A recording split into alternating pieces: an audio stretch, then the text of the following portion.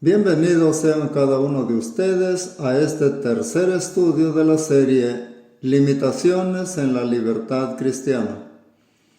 Vamos a abrir nuestras Biblias en la primera carta a los Corintios, capítulo 9, y vamos a centrar nuestra atención en todo este capítulo, aunque para este estudio primero lo leeremos y luego meditaremos solo en una parte de él.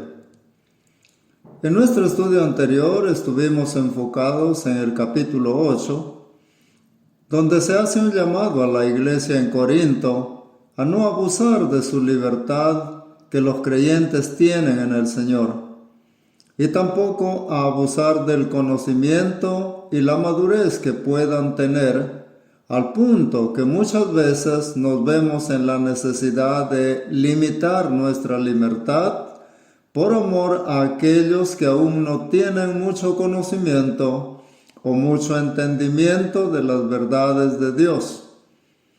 Por esa razón es que en el último versículo del capítulo 8, el versículo 13, el apóstol Pablo dijo: «Por lo cual, si la comida le es a mi hermano ocasión de caer, no comeré carne jamás para no poner tropiezo a mi hermano».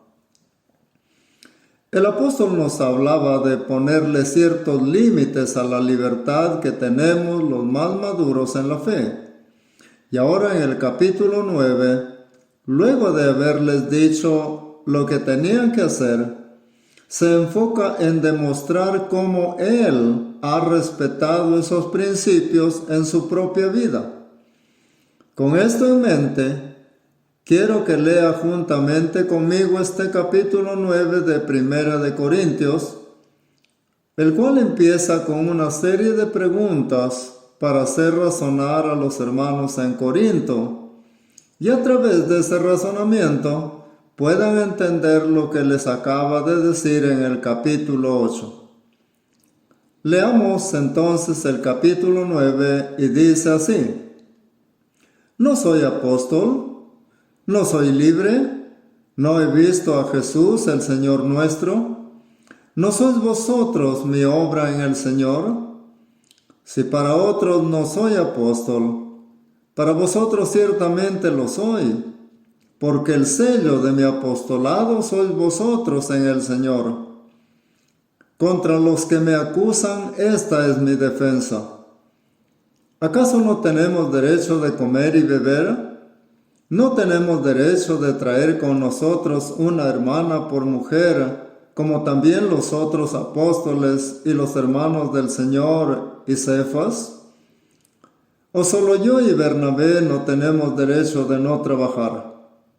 ¿Quién fue jamás soldado a sus propias expensas? ¿Quién planta viña y no come de su fruto? ¿O quién apacienta el rebaño y no toma de la leche del rebaño? ¿Digo esto solo como hombre? ¿No dice esto también la ley? Porque en la ley de Moisés está escrito: no pondrás bozal al buey que trilla. ¿Tiene Dios cuidado de los bueyes o lo dice enteramente por nosotros? Pues por nosotros se escribió: porque con esperanza debe arar el que ara, y el que trilla con esperanza de recibir del fruto. Si nosotros sembramos entre vosotros lo espiritual, ¿es gran cosa si segáremos de vosotros lo material? Si otros participan de este derecho sobre vosotros, ¿cuánto más nosotros? Pero no hemos usado de este derecho, sino que lo soportamos todo por no poner ningún obstáculo al Evangelio de Cristo. ¿No sabéis que los que trabajan en las cosas sagradas comen del templo, y los que sirven al altar del altar participan? Así también ordenó el Señor a los que anuncian el Evangelio que vivan del Evangelio. Pero yo de nada de esto me he aprovechado, ni tampoco he escrito esto para que se haga así conmigo, porque prefiero morir antes que nadie desvanezca esta mi gloria.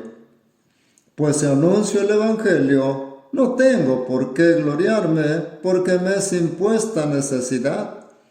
Y ay de mí si no anunciar el Evangelio. Por lo cual, si lo hago de buena voluntad, recompensa tendré, pero si de mala voluntad, la comisión me ha sido encomendada. ¿Cuál pues es mi galardón? Que predicando el Evangelio, presente gratuitamente el Evangelio de Cristo, para no abusar de mi derecho en el Evangelio. Por lo cual, siendo libre de todos, me he hecho siervo de todos para ganar a mayor número. Me he hecho a los judíos como judío, para ganar a los judíos. A los que están sujetos a la ley, aunque yo no esté sujeto a la ley, como sujeto a la ley, para ganar a los que están sujetos a la ley. A los que están sin ley, como si yo estuviera sin ley, no estando yo sin ley de Dios, sino bajo la ley de Cristo, para ganar a los que están sin ley. Me he hecho débil a los débiles, para ganar a los débiles. A todos me he hecho de todo, para que de todos modos salve a algunos. Y esto hago por causa del Evangelio, para hacerme copartícipe de él. ¿No sabéis que los que corren en el estadio, todos a la verdad corren, pero uno solo se lleva el premio? Corred de tal manera que lo obtengáis. Todo aquel que lucha, de todo se abstiene. Ellos a la verdad para recibir una corona corruptible, pero nosotros una incorruptible. Así que yo de esta manera corro, no como la aventura.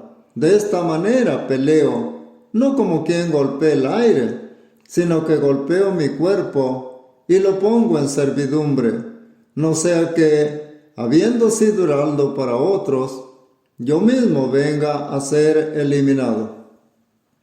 Muy bien, ¿qué tenemos en este capítulo?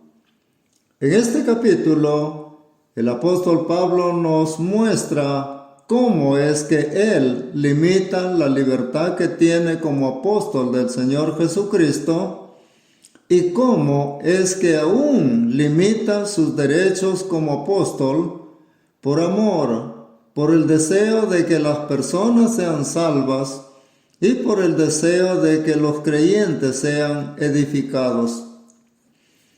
En los primeros 17 versículos, él debate su derecho a recibir el respaldo económico de aquellas iglesias, de aquellos creyentes que habían sido bendecidos por Dios justamente a través del servicio, del ministerio, de la labor del apóstol Pablo.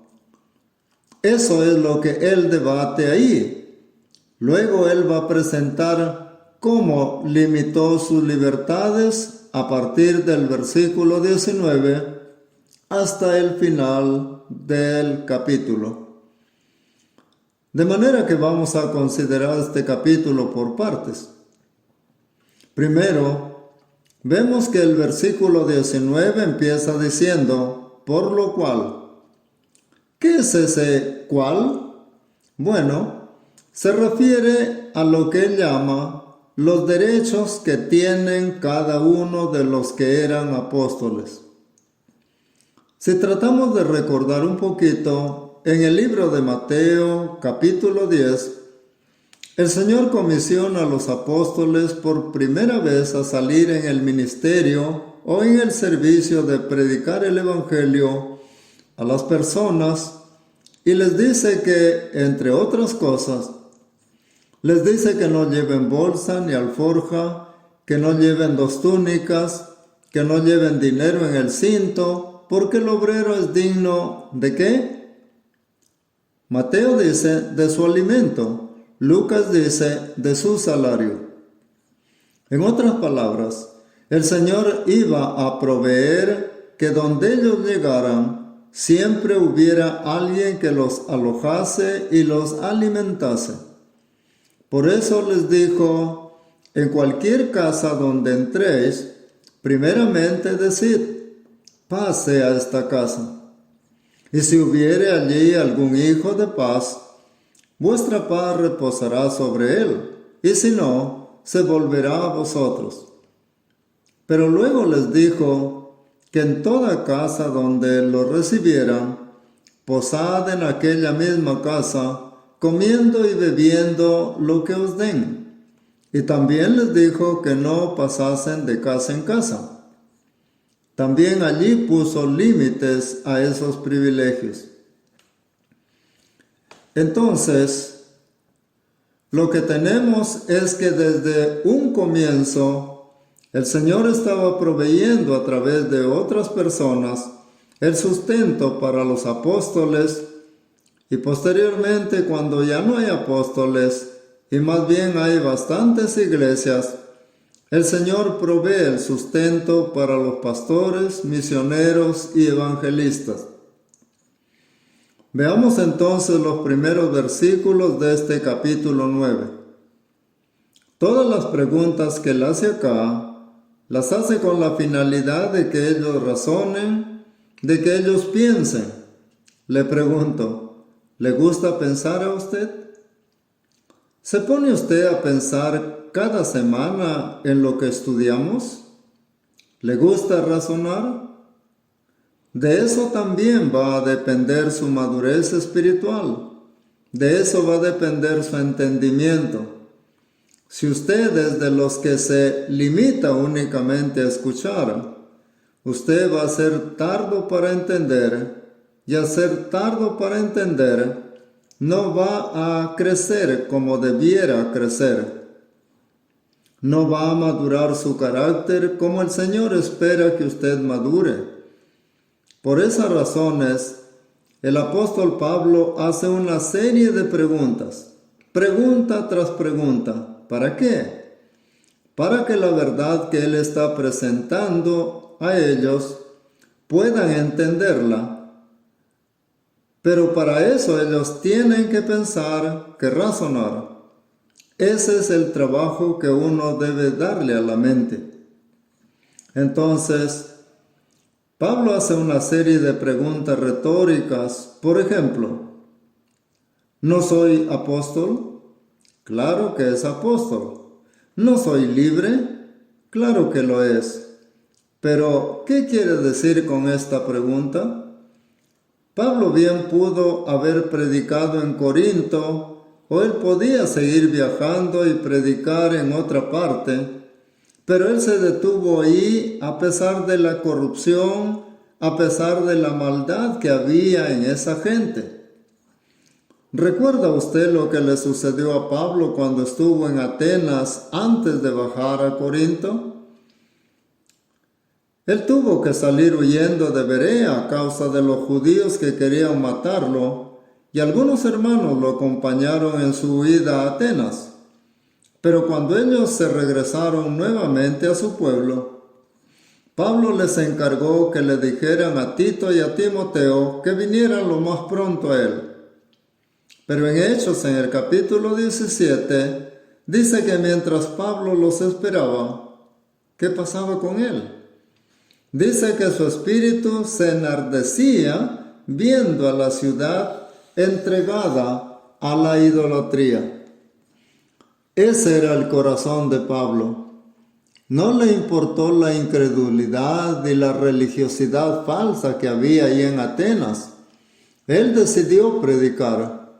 Él estaba por las calles, por las plazas, hablando en la sinagoga, y los filósofos lo llevaron al Areópago porque querían saber qué cosas nuevas traía.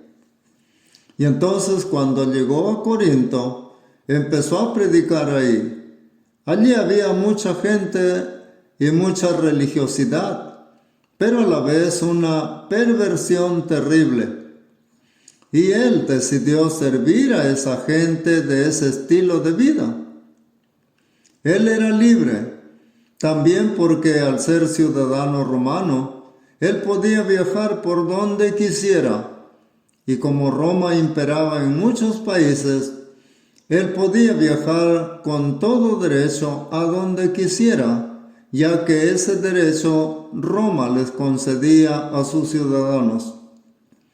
Sin embargo, él no iba en un viaje de placeres, no iba de vacaciones. Él recorría cada lugar con la intención de servir a esa gente. Siendo libre, él decidió hacerse esclavo de ellos, hacerse un servidor de ellos. ¿Cuántos estamos dispuestos a ser así?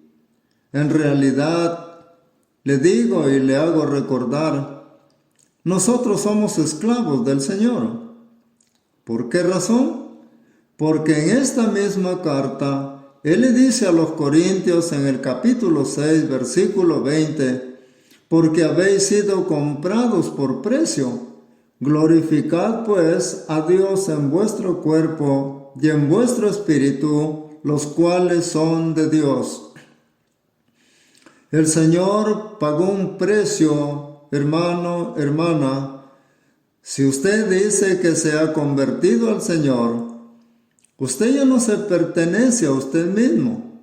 Usted no puede hacer lo que sea su propia voluntad o decisión. Las decisiones que usted tome o su voluntad deben estar sujetas a la voluntad de Dios. Eso es lo que está enseñando Pablo. Por causa del Señor, él se dedicó a servir a la gente. Él pudo haber hecho otra cosa en su vida. Ese es el punto acá y por tanto, si él ha ocupado su tiempo, su esfuerzo en predicar el Evangelio, si él ha soportado cárceles, golpes, azotes, persecuciones, hambres, fríos, como lo menciona en la segunda carta a los Corintios, capítulo 11, versículos del 23 al 28, ¿acaso no deberían ellos apoyarlo? Teniendo en cuenta que ellos habían llegado a conocer al Señor justamente por la labor de Él. Por eso es que a continuación dice, ¿no he visto a Jesús el Señor nuestro? ¿No sois vosotros mi obra en el Señor? Ahí está la pregunta. ¿Cómo es que ustedes, corintios, llegaron a creer en el Señor? ¿Cómo es que llegaron a saber de Él?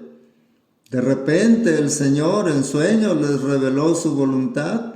No, Él dice, yo llegué ahí como un enviado del Señor, a quien vi y quien se me apareció y me comisionó, como lo relata en Hechos 26, 15 al 18. Por eso vine y por eso estoy acá y voy por uno y otro lugar. Muchos creyentes en esta época y en esos lugares fueron producto de la obra de Dios a través del apóstol Pablo. Él fue el apóstol, el hombre de Dios que fundó, como decimos hoy, más iglesias que ningún otro. Así también fue quien Dios usó para escribir y dar a conocer su voluntad más que los demás escritores que el Señor también usó.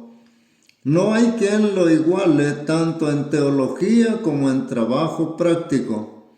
No hay nadie como el apóstol Pablo. Aún el apóstol Juan, quien sabía mucha teología, no recorrió tantos lugares como Pablo, ni fue perseguido tanto como él, y finalmente muerto por causa del Evangelio. Y por eso también dice el versículo 2, si para otros no soy apóstol, para vosotros ciertamente lo soy, porque el sello de mi apostolado sois vosotros en el Señor. Luego él continúa con más preguntas. Dice en el versículo 3, contra los que me acusan, allí debería ser contra los que me examinan. El término que él está usando es un término legal. Por ejemplo, se presenta una acusación contra alguien, ¿y qué hacen las autoridades judiciales? Bueno, lo investigan, lo examinan. Entonces, a eso se refiere. Había algunos que estaban por ahí tratando de aprovecharse de las iglesias y querían dinero, así como hoy en día. Mucha gente se entra a las iglesias a tratar de hacer obra, entre comillas, pero son vividores, son parásitos de la religión. Muchos son así. Usted los va a escuchar hablar siempre de dinero. Predican constantemente sobre diezmos, ofrendas especiales y también donaciones y cosas así. Incluso dinero a cambio de sanidad. Pero Pablo va a demostrar que él nunca usó de su derecho y que tampoco abusó de eso. Pues eso es lo que tenemos que aprender. El servicio al Señor se debe hacer sin esperar nada a cambio. Y si hay ayuda, bien. Y si no la hay, esa es la labor que el Señor nos ha mandado a hacer. Cuando el Señor envió a los apóstoles, como dice en Mateo 10, 5 y 6, Él les dijo que no vayan por camino de gentiles, que no reciban nada de los gentiles, que vayan a las ovejas perdidas de la casa de Israel. Y en la medida que ellos obedecieron eso, el Señor fue proveyendo, aunque también el Señor permitió momentos difíciles para ellos. Servir al Señor no es fácil, hermanos. Incluso para predicar la palabra, uno se toma su tiempo para estudiarla con detalle y poderla presentar de una forma que sea entendible a cada oyente. Lamentablemente, no todos los que predican se dedican de verdad a estudiar la palabra a ese nivel y con ese fin. Hace un tiempo alguien me pidió que le haga un trabajo que consistía en la historia misionera del apóstol Pablo. Incluso me insistió que lo necesitaba para la mañana del día siguiente, porque era un trabajo muy importante que tenía que presentar. Le pregunté, ¿y por qué tanto apuro? Me dijo que estaba siguiendo un curso en su iglesia y que si presentaba ese trabajo, le darían su título de misionero. Y yo me pregunté, ¿cómo puede haber maestros o iglesias que dicen ser del Señor y brindar con un trabajito o pocos días de estudio un título de misionero? Ese señor quería que le haga el trabajo para que él lo presente y le dé su cartón de misionero. Así que, hermanos, ese tipo de iglesias, ese tipo de predicadores hay, como también ese tipo de pastores, misioneros y evangelistas.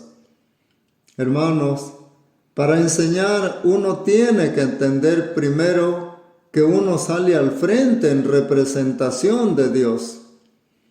¿Saben ustedes lo que es esa responsabilidad?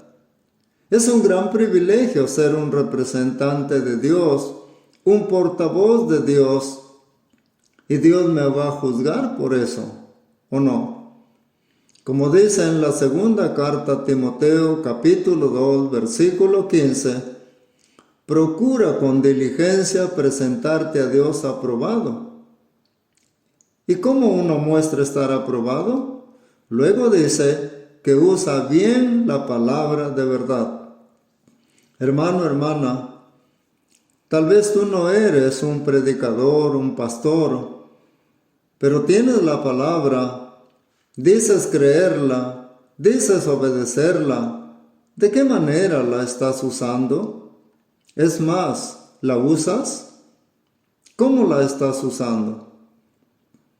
Lo que acabo de mencionar es para que ustedes sepan la clase de personas que en muchos casos están metidos entre los verdaderos y genuinos creyentes. ¿Cómo son los pastores que vemos en nuestro tiempo? ¿Cómo son los llamados misioneros que hay en nuestro tiempo? ¿Son así como Pablo? ¿Son hombres de Dios? Y digo hombres de Dios porque el Señor ha llamado a hombres a ser pastores, pero ¿qué vemos en nuestro tiempo?